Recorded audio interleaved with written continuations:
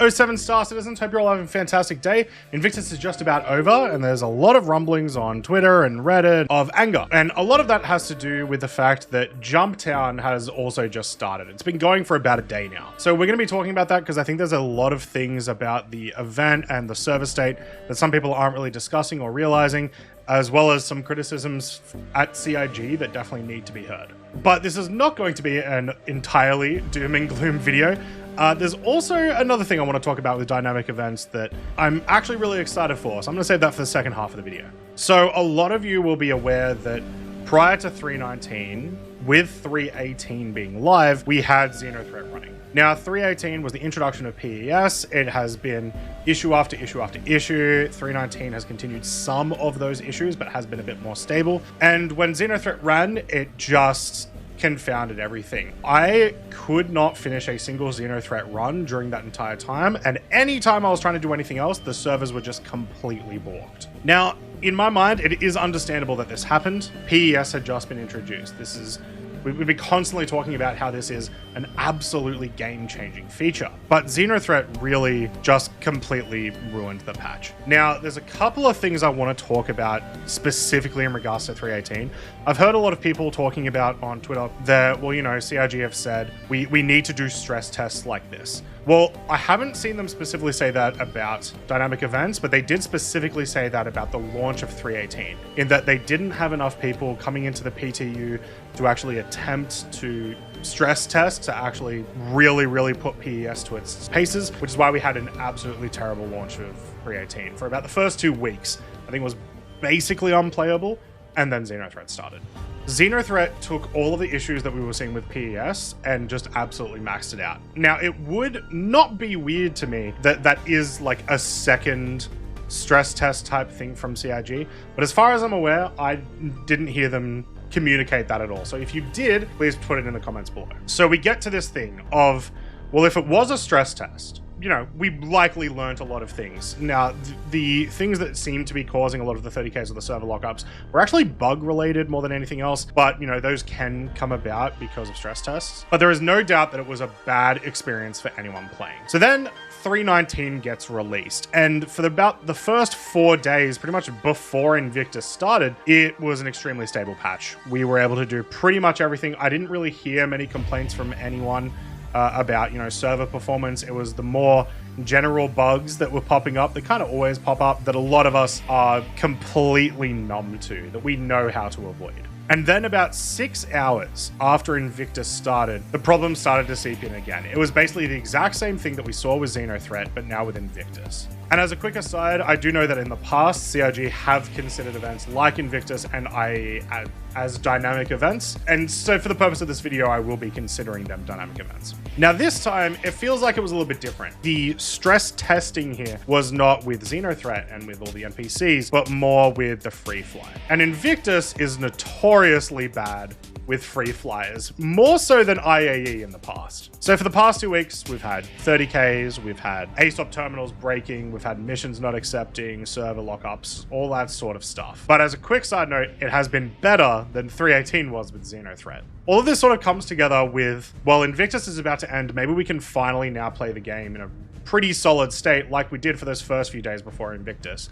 And then CIG drop that Jumptown is happening. And everyone is incredibly mad about it. But I want to point out, I don't think there's a need to be mad about Jumptown starting. Hear me out. The vast majority of the problems that we've been having during Invictus have likely been caused by Invictus and the free fly. Having so many more people log on than we normally do, it's going to cause problems like this. But in a different tone, the free fly event itself seems like it did not go very well this year. We had people constantly complaining on the global chat. I'd seen it way more than I'd seen this time last year. Now, to be fair, we didn't used to have 100-person servers at Invictus last year, so, you know, there's definitely something to that. But it certainly felt like there was more than we would usually expect. So with all of this, people have been saying CIG just need to stop running dynamic events, at least for a couple of months. Yes, Xenothreat was absolutely terrible. Invictus was absolutely terrible. I think once the free flight ends, like today, that Jumptown's going to be completely fine. In essence, it's basically just a mission. There's there's not really anything to it other than the boxes spawning. That's it.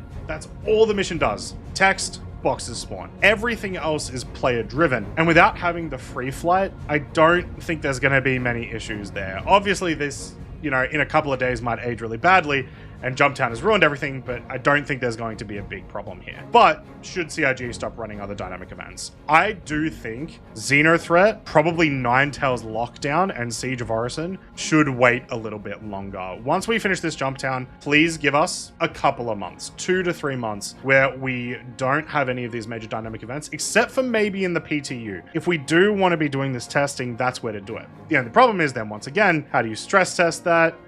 And like it becomes its own issue. I am happy that I am not a CIG developer because I would not want to make that decision. So before we get on to the next topic, just let me know what you think about this whole situation that's happened over the course of the last 3 months, really, since 3.18 release. Should CIG do more of these dynamic events and specifically say we are trying to do a stress test? Should they completely abandon them for a while? Let me know what you think in the comments. But I want to move on to a bit more of a speculative topic. Because as we know, when I speculate on YouTube, absolutely everyone agrees with me and definitely doesn't point out that I missed a very important vehicle that may have existed in Star Citizen since 2017 by a manufacturer named Drake. When the servers have been working over the course of the last 2 weeks, I have been absolutely loving the Microtech mission. This is the mission where there's basically a broken ATM at Microtech, specifically at Ghost Hollow, that you can start to straight up take money out of. It's been a really, really fun way to kind of play a dynamic event that's not triggered. Like, it feels a bit like Jumptown, but you can just do it whenever,